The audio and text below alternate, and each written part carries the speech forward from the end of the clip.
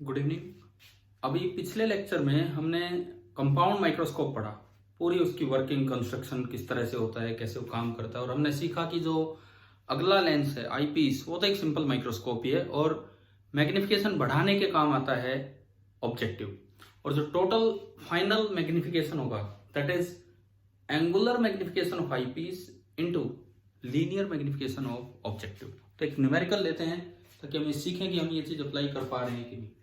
An angular magnification of 30 times 30x is desired using an objective of focal length 1.25 cm and eyepiece of focal length 5 cm। आप देख सकते हैं दोनों ही छोटी हैं और ऑब्जेक्टिव की फोकल लेंथ और भी छोटी है, जो ये हमने बताया था। तो पहली ही लाइन में अगर मैं गिवन चीजें मेंशन करूं, यहां सबसे पहली बात m टोटल, जो m टोटल है that is given to be 30। Next is FO, F objective is given to be 1.25 centimeter. Next is FE, F eyepiece is given to be 5 centimeter। ये तीन आपको दिए गए हैं, टोटल मैग्निफिकेशन, ऑब्जेक्टिव की focal length and eyepiece की focal length. और आपको बताना है पहली चीज object distance from objective, objective से ऑब्जेक्ट कितनी दूर रखा जाए। दूसरी चीज separation between objective and eyepiece.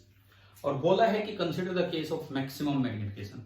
तो मैक्सिमम मैग्निफिकेशन में जो फाइनल इमेज बनानी है वो नियर पॉइंट पे बनानी है, ना कि इन्फिनिटी पे। अगर बोला होता है नॉर्मल एडजस्टमेंट तो हम बनाते हैं इन्फिनिटी पे।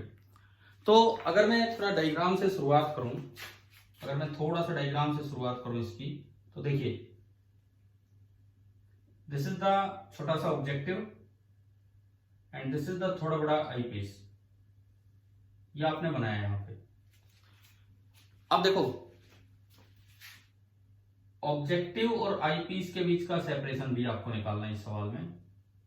मैं एक बार डायग्राम से चलूं तो आपने ऑब्जेक्ट कहीं रखा होगा, छोटा सा ऑब्जेक्ट कहीं रखा होगा, इसने बनाई होगी उसकी एक मैग्नीफाइड इमेज। इसने उसकी एक मैग्नीफाइड इमेज कहां बनाई होगी वो हम अभी निकाल लेंगे अपने लेंस फॉर्मूला वगैरह लगा के, कैसे क्या बनानी है। ये थोड़ी सी मैग्नीफाइड इमेज बनी। अब देखो अगर नॉर्मल एडजस्टमेंट केस होता तो ये दूरी होती FE। अगर मैक्सिमम मैग्निफिकेशन केस है तो ये दूरी हम जानते हैं D into FE upon D plus FE, ये डिस्टेंस होगी। और ये रे कैसे गई होगी, वहां कैसे मिली होगी, आप एक रे यहां से पैरेलल लेंगे और उसको इसके फोकस से निकाल देंगे और ये यहां जाके मिली होगी। This is the focal point FO। और ये जो दूरी है, मैं छोटा सा डायग्राम बना रहा हूं लेकिन शायद आप समझ पा रहे होंगे, ये दूरी है FO। ये बीच का जो डिस्टेंस है इट वाज L, जो अभी हमने अपने थ्योरी पार्ट में पढ़ा, ट्यूब लेंथ। और ये आगे वाली डिस्टेंस है D into FE upon D plus FE। ये है सारा। अब देखो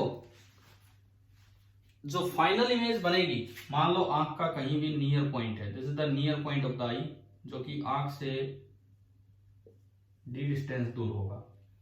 तो जो फाइनल इमेज बनेगी, इन्वर्टेड इमेज यहां बनेगी। आप एक रे लीजिए ऑप्टिकल सेंटर से और सीधी निकाल दीजिए और इसको पीछे बढ़ा लाओ, इसको पीछे बढ़ा लाओ, ये जहां भी मिलेगी, मतलब ये वाला हम केस ले रहे हैं कि ये आपकी फाइनल इमेज है A''P''। तो मैंने एक छोटी सी जगह में आपको डायग्राम समझाने की कोशिश की है। ये अरेंजमेंट है, मैक्सिमम मैग्निफिकेशन अरेंजमेंट ये है। अब देखो फर्स्ट पार्ट में कहता है ऑब्जेक्ट डिस्टेंस फ्रॉम ऑब्जेक्टिव। ये हमारा ऑब्जेक्ट था AB। तो पहले में तो आपको ये डिस्टेंस निकालना है, let this distance be x। मैं कोऑर्डिनेट नहीं, मैं डिस्टेंस को x बोल रहा हूं। और सेकंड पार्ट में कहता है separation between objective and eyepiece. ये पूरी डिस्टेंस। चलो करते हैं अभी सवाल। तो पहली चीज आपको m टोटल पता है और ये भी पता है कि मैक्सिमम मैग्निफिकेशन है, तो आप उधर से स्टार्ट किया करो क्वेश्चन आईपीस से, क्योंकि आईपीस काम करता है एक सिंपल माइक्रोस्कोप की तरह। और मैक्सिमम मैग्निफिकेशन में आईपीस का एंगुलर मैग्निफिकेशन होगा 1 प्लस D बाई FE। यहां से हमने शुरुआत की 1 plus D by FE। So it is 1 plus D is 25 centimetre and FE focal length of eyepiece is given to be 5 centimetre. तो ये 5 आ गया, 5 प्लस 1 6, यानी कि आपको एंगुलर मैग्निफिकेशन ऑफ आईपीस पता लग गया। इस केस में 6 है। अब टोटल मैग्निफिकेशन 30 है। टोटल मैग्निफिकेशन होता था linear magnification of objective into angular magnification of eyepiece.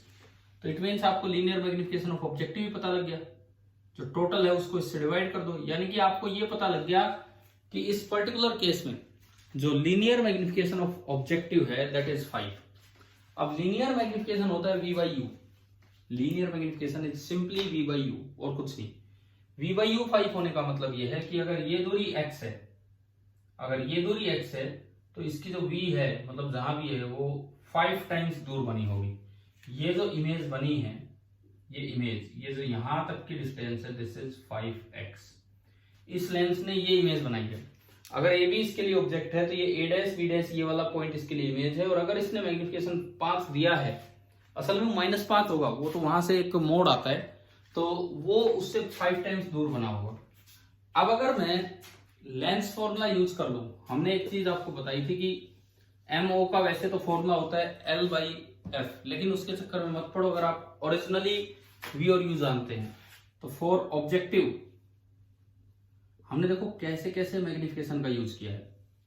Total magnification दे रखा है, मैक्सिमम मैग्निफिकेशन के केस में हम ये जानते हैं कि ME होता है 1 + D/FE, वो निकाला। टोटल होता है इन दोनों का प्रोडक्ट, तो 30 को 6 से डिवाइड किया तो इसका लीनियर मैग्निफिकेशन आ गया। इसका जितना लीनियर मैग्निफिकेशन होगा उतने टाइम्स दूर इमेज बनी होगी, तो ये आ गया। अब देखो अगर मैं ऑब्जेक्टिव को देखूं तो U है -x और V है 5x और ऑब्जेक्टिव की फोकल लेंथ है 1.25 सेंटीमीटर। तो आपने इमेज बना दी, सॉरी लेंस फॉर्मूला लगा दिया 1/v - 1/u = 1/f। तो ये आपका बना 1/v 5x माइनस 1/-x करोगे तो माइनस माइनस प्लस हो गया = 1/1 + 25।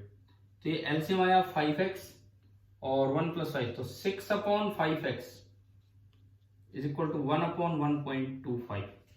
तो यहां से आपके पास x आ गया, अगर आपने क्रॉस मल्टीप्लाई किया 6 × 1.25/5, ये आपका x निकल के आया 6 × 1.25/5। अगर मैं इसको सिंप्लीफाई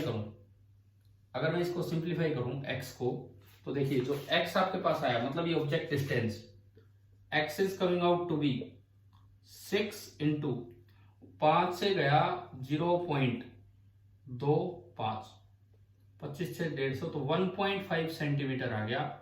इसका मतलब मेरे पास x आ गया कि ऑब्जेक्ट जो है वो आईपीस से, सॉरी ऑब्जेक्टिव से इतनी दूर रखा है। तो फर्स्ट में पूछा है object distance from objective and it is coming out to be 1.5 centimetre. शायद पहला पार्ट आपको समझ में आ गया होगा। अब दूसरा पार्ट में इसमें बोला है कि separation between objective and eyepiece, तो ये दिख रहा है यहां से, ये तो 5x है और ये DFE/D + FE, और सारी वैल्यूज आपको पता है, तो जस्ट यही आपको सोल्व करना है, यही चीजें आपको सोल्व करनी है। तो जो सेकंड पार्ट का आंसर होगा, सेकंड पार्ट का answer that will be 5x + D × FE/D + FE। तो 5 × 1.5 इट इज 7.5, तो पहली लेंथ तो होगी 7.5 सेंटीमीटर, और जो दूसरी लेंथ होगी 25 × 5, FE 5 है, 25 × 5/25 + 5 30, 5 6 25/6, 25/6 is 4.17, so it is 7.5 + 4.17। अब अगर आप इनको ऐड करते तो ये आ गया 11.67। तो जो सेकंड पार्ट आया, सेकंड पार्ट, उसका आंसर आ गया 11.67 सेंटीमीटर। तो देखो ये क्वेश्चन लेने का पर्पज क्या था, आपको फॉर्मूले रटने की जरूरत नहीं है कि मैग्निफिकेशन ऑफ ऑब्जेक्टिव L/F ही करना है। आप सीधा ऑब्जेक्टिव को एक लेंस की तरह देखें, एक सिंपल लेंस इक्वेशन लगाएं, और आईपीस को एक सिंपल माइक्रोस्कोप की तरह देखें, और जब भी ऐसा सवाल आए आईपीस से शुरुआत कीजिए और ऑब्जेक्टिव की तरफ जाइए, अपने आप ही सोल्व हो जाएगा। शायद आपको ये क्वेश्चन समझ में आ गया होगा। तो माइक्रोस्कोप में तो इतना ही है। अगला जो हम टॉपिक ले रहे होंगे, नेक्स्ट टॉपिक जो कल हम पढ़ेंगे दैट विल बी टेलीस्कोप। तब तक आप ये रिवाइज कीजिए। Thank you.